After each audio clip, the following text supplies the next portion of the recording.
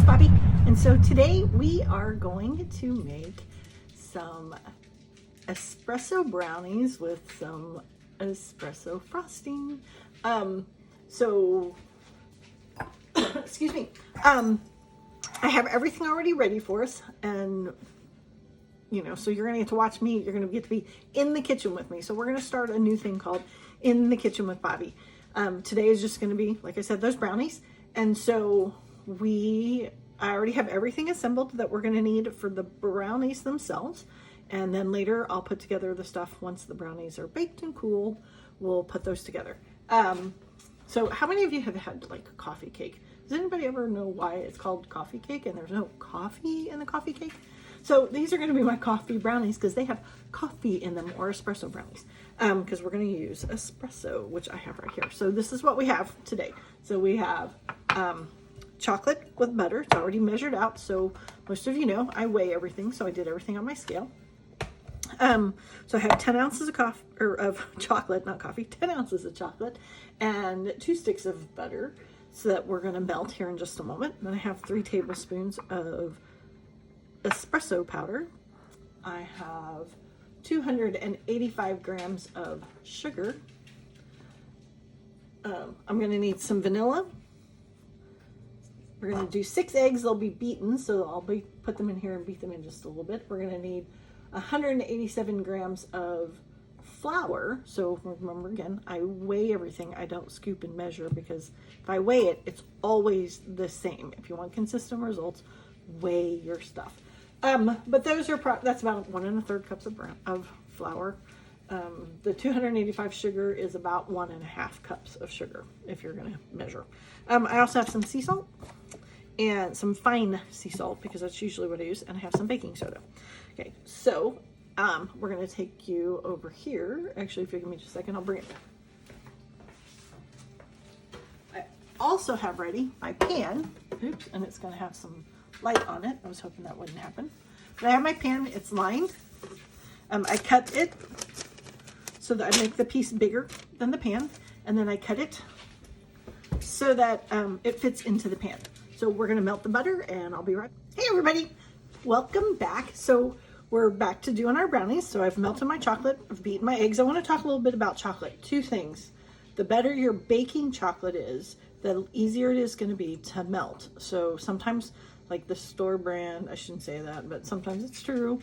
Excuse me, the chocolate chips don't always melt as well. Use baker's chocolate whenever you can. They're usually sold in 4-ounce blocks. And they're made for doing just what we did. Excuse me, and then that way you don't get any lumps. The other thing with chocolate, when I stir chocolate, I use a silicone or rubber type of spatula. I do not use wood. Chocolate, we know if chocolate gets water in it, it will freeze up and it'll get really hard and gross.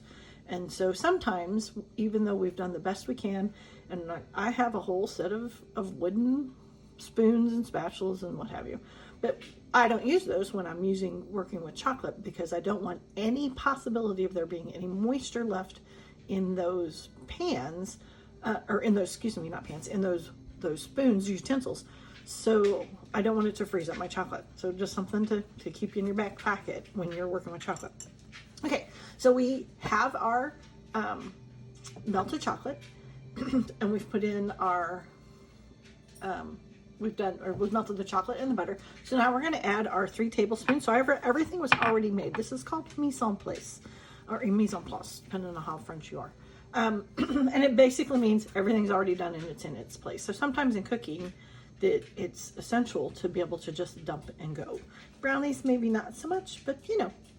So, but it does make it easier. I don't have to stop and think about it. So when it's time to add, I just add. The other thing I was going to talk about, I use 2 different kinds of whisks. So when I'm working with chocolate, a lot of times I use this one, and I'm melting it because it helps me get a really good mix in my chocolate. And then when it's time, and you'll notice, oops, it has a lot more, or a lot closer wires than this more balloon type whisk. So once I'm ready to move from, oops, there's a lump on there, from melting the chocolate to mixing the ingredients, I'm going to switch from this one to this one, and then I'll finish it off with a spatula or rubber silicone spatula. Okay, so we're going to put in our espresso powder, and then we're just going to dump it all in there. And then we're going to add in our 285 grams of sugar, 1.5 cups. And then we need 1.5 tablespoons of vanilla. And so in this instance, what I like is, I love these. They have a magnet. They stack together. They stay in the drawer all in one place. It's great. And they also have this, the end. I got these at Amazon. I can stick them down into something, like into a bottle, or I can use the regular round size. You can do whichever one you like, you know, because it's yours. So that's a half, and I need another full tablespoon. And you know, with vanilla, give you a little extra. Not that big of a deal because everybody loves vanilla. Okay, so we're gonna mix these together. Look at that. Get it all mixed together nice and good. Make sure we're scraping the bottom and around the sides.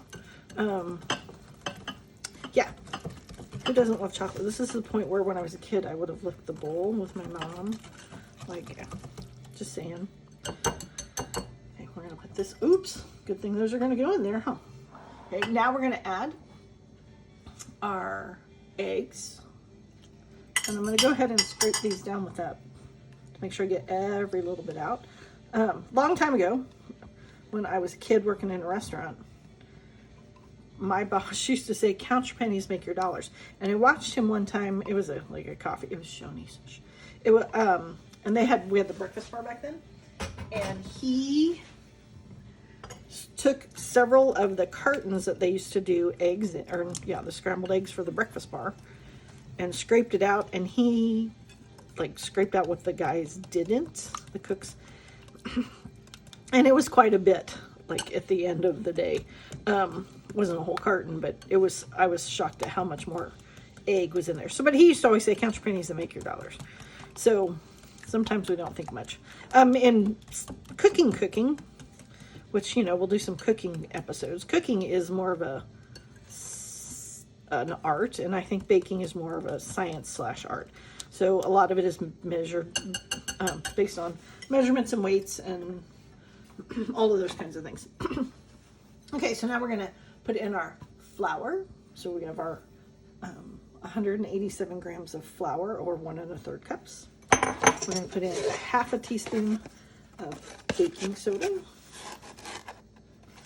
Just scrape that down. Half a teaspoon of baking soda, and half a teaspoon of fine salt. All right, and we're gonna mix this together. I'm gonna fold this together a little bit more. I probably should have used the one size up bowl. So when we bake these brownies, two things to think about. If you like thinner brownies, I would put them in a 10 by 15, a jelly roll pan. And if you like thicker brownies, we're going to put them in a 13 by 9. I like thicker brownies, so these are going in a 13 by 9. And we'll talk about that in just a little bit more in just a second. Okay. So, I turned off the video for a little bit, so welcome back. Because I didn't think you wanted to watch me stir for however long. But now that they're all getting stirred, make sure we're scraping the bottom. Just some other fun facts. Did you know that brownies were invented in Chicago? I believe it's the Palmer House is the name, or Palmer Hotel is where brownies were originally invented. So just fun facts. So we're gonna pour these into our pan. So again, remember, 13 by 9 pan for thicker brownies, and 10 by 15 pan, jelly roll pan for thinner brownies. Okay. One of the things about this paper, like you saw before, I put it so that it comes up over the sides. That is going to do two things. It helps keep my pan a little cleaner, like no lies. But it also will make it easier when it's time to get the brownies out of the pan. Okay, so I can use the paper to lift the brownies out of the pan. So to make sure we got a nice good smear in here everywhere, I'm going to use one of my, where are they? One thing I forgot to get out. So I'm going to make sure that I'm good into the corners. Up into the corners. All right, perfect. And then we're going to slip these into a 350-degree oven for about 30 minutes. Do not over bake these, like 35 minutes max. I have a convection oven, so I will probably check them at about 20 minutes, 25 minutes to see how they're doing. I will see you. Hey everybody, welcome back. So we are now ready to make icing for our brownies. They're sitting over to my right. They're cooled. I've already pulled them out of the pan. I'll show you what I did. And then we're going to make the frosting for them. So I already have my butter measured. So we needed 155 grams of butter, which is about 11 tablespoons. And then we need 360 grams of powdered sugar, so I already have that measured and weighed. And then I need 1.5 tablespoons of espresso powder. And then the heavy cream. So the heavy cream is measured in a measuring cup that's designed for liquid. Liquid will do something, it creates what they call the meniscus curve. And so sometimes it will curve just a little bit. It'll have a concave kind of look to it. And that has to do with the viscosity and the tension, the surface tension of liquids. And so we always measure liquids in a measuring cup designed for liquids, because we need to have room for that meniscus to form. And it will still be accurate enough. Okay, so don't worry about that. We're also going to use our vanilla again, and we need a pinch of salt. So we're going to talk about salt just a second. Salt's gotten kind of a bad rap. Your body needs it. It's the excess, just like anything else, it's the excess. So don't worry too much about it. But salt is a flavor enhancer. So when I was a kid, I remember one of my grandparents eating like grapefruit, and she put a little bit of salt on her grapefruit, and that salt on the grapefruit pulled out the sweetness in the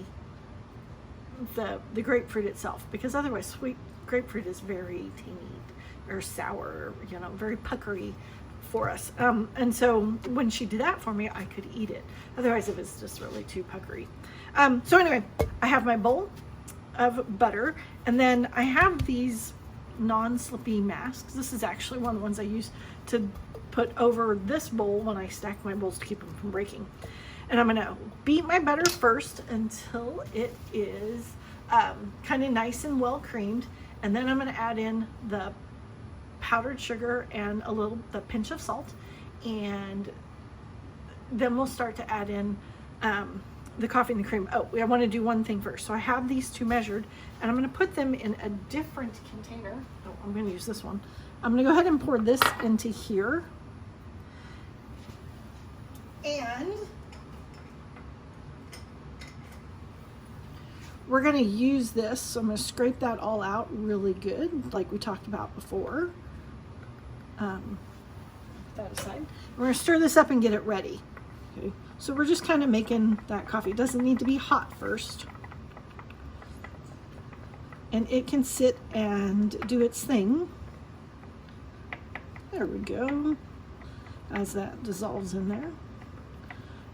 And it'll continue to do that while we are making the powdered, or the frosting. So I'm going to start whipping this.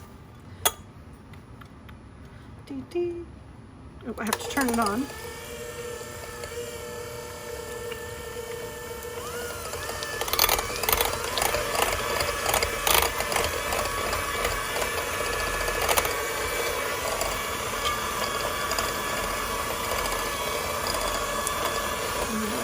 Nice and creamy.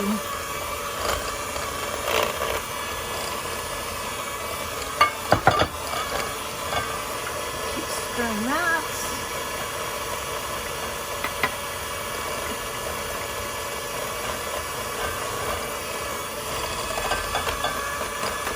If I making more, I would make this in a stand mixer.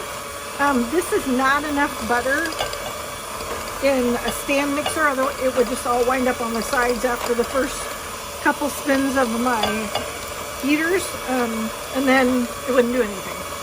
So we're going to do this till we get it's nice and creamy and smooth. It's been sitting out for a little bit. I'm going to go ahead and turn this off. And we're going to add some powdered sugar. So I am going to use my scoop, or not. Where's my scoop?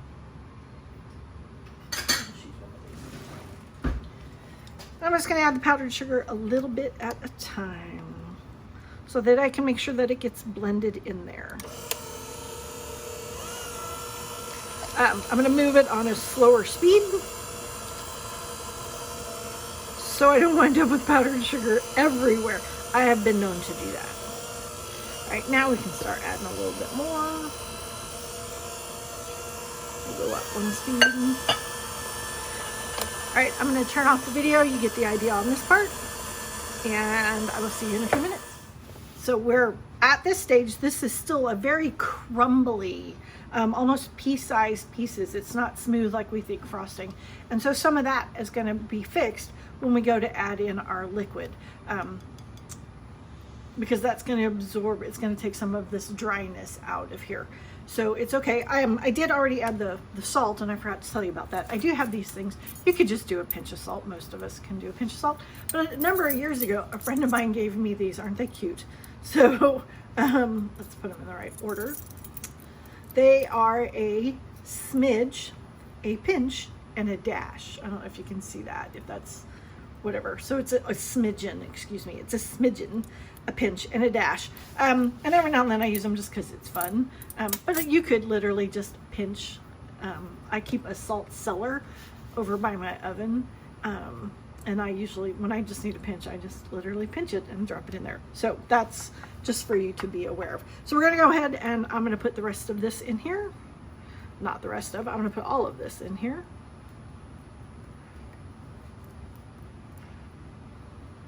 Get all that liquid in, or as much as I can.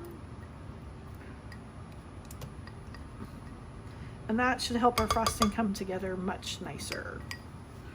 All right, here we go. Turn that back on. And now we should start to look a little bit more, there you go, like frosting.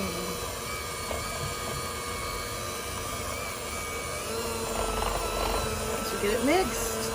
And we're gonna whip it on high speed for a little bit. Okay. So see how adding that liquid changed that texture? So we're gonna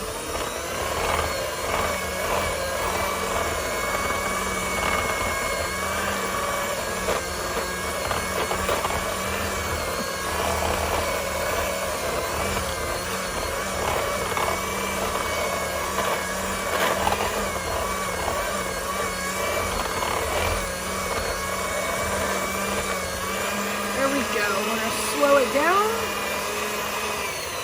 and pull that out and then turn it off. So we'll go ahead and get rid of those.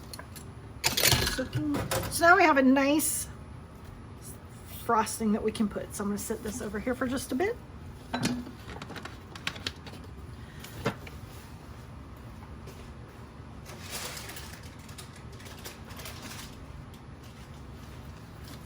So to get my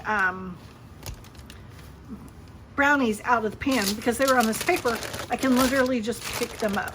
That makes it cool faster as well, because they're not still sitting in that hot pan continuing to bake. Okay, so what do they call it? After baking, I believe is what it's called. So a lot of times we do the same thing with meats. We pull meat out of the oven sooner than we need it, so that as it's resting, it actually continues to cook a little bit. So taking this out stops that and lets them cool just a hair faster because they're not in a hot pan.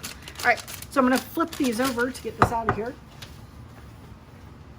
and then flip them right back up.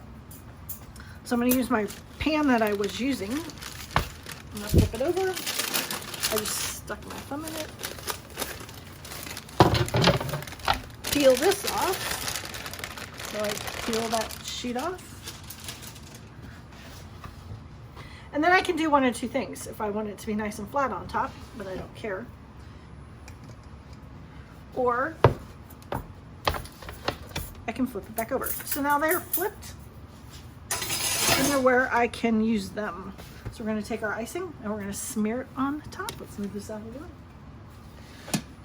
Actually, I want to put this underneath so my board doesn't slide around. Okay.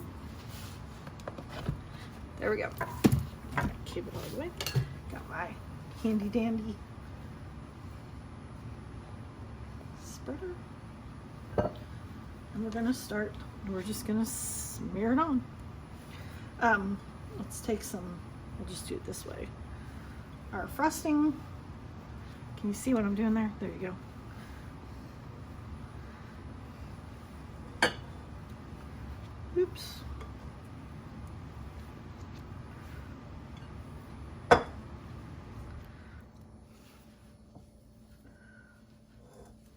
Right, so here's something that I need for you to tell me as I'm doing these variety of cooking.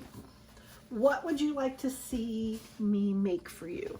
So what kind of other things? They don't have to be desserts. Most of you know me for desserts, but I'm happy to cook other things. Eventually we're going to make a whole meal together. Move that out of the way. Wipe my hands off. I always keep a slightly damp towel close by when I'm working with frosting because it gets sticky. We're just going to spread it around. So I'm using an offset spatula, which you see me use making cakes. We're just going to spread these brownies around, or this frosting around on these brownies. Okay. Make a nice even layer.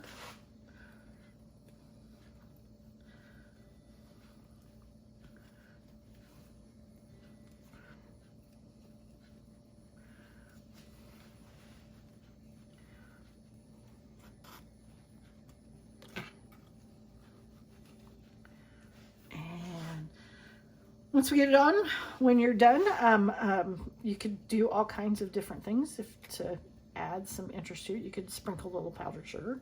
Actually, I wouldn't use powdered sugar. It'll soak right in. You would use, what is that called? It makes snow on your Christmas items. Let me look real quick. It is called...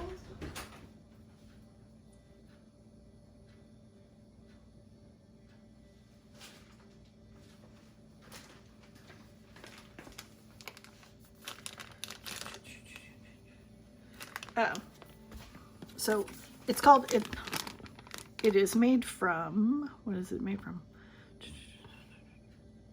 It's dextrose and wheat starch. So if you had gluten issues, you might not use it. But it's called No Melt. And so I use this a lot of times. It's really great for when you're doing, like, if I want to make snow on a cake, or if I want to put on things like donuts, or over, like, when you think of those really the powdered sugar donuts, this is the kind of stuff that it's used. But anyway, we could put this on here. You could sprinkle it. We could do a layer of chocolate shavings. You could do whatever it is that you wanted to add it to make it look pretty. Or you can just do some swirls. All right. Make it thinner out. And there you go. That's all you gotta do. And we're going to cut a piece with a nice cut. I have a knife soaking in hot water, which is going to give us nice clean cuts. And we're going to cut brownies.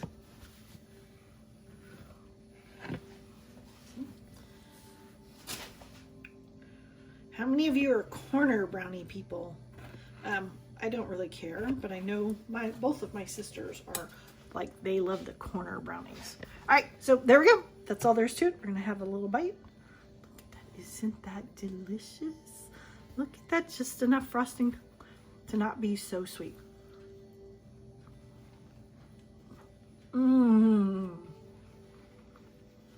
That is amazing. So,